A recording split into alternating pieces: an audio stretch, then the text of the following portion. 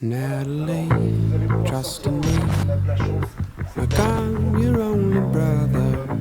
Like I'm your only friend in the world. We can pretend we don't exist.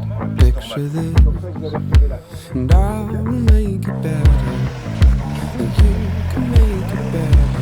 Everything I want.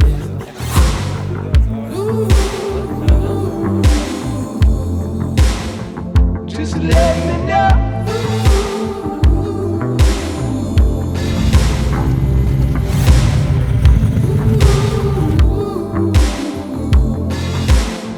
Just let me know.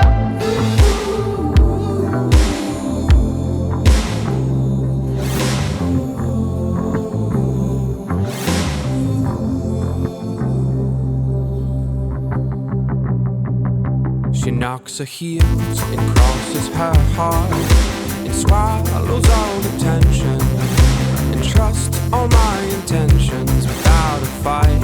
I hope she's right. Natalie, try to see